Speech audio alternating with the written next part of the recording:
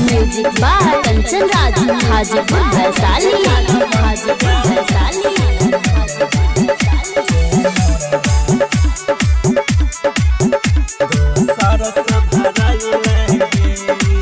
अपना बनाई के दिल में बसाई के पागल कैले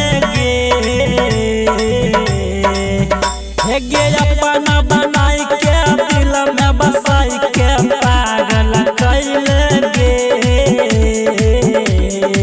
गे जान मंगिया में से नूरवा दोसर से भराइल गे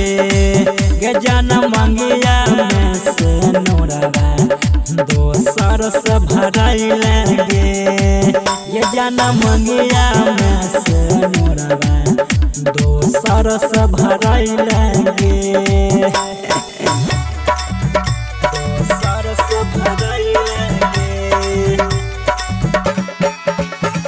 म्यूजिक बाय कंचन राज हाजीपुर वैशाली।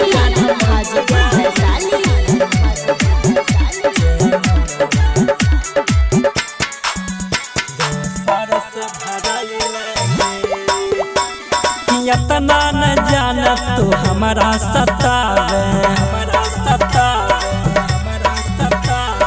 छोड़ के गेला याद न याद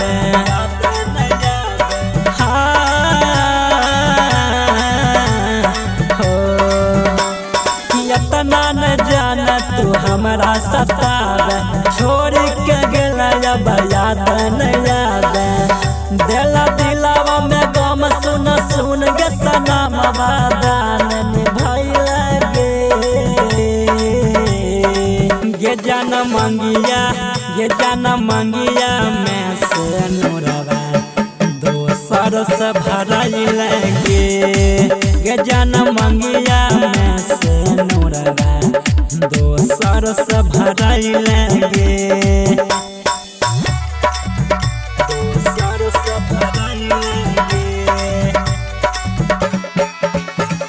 म्यूजिक बाय कंचन राज हाजीपुर वैशाली।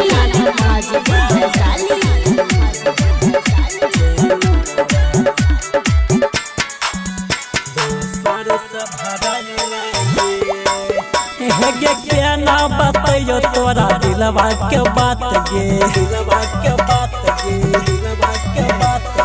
का नहीं छो तोरे खातिर दिन और रात हो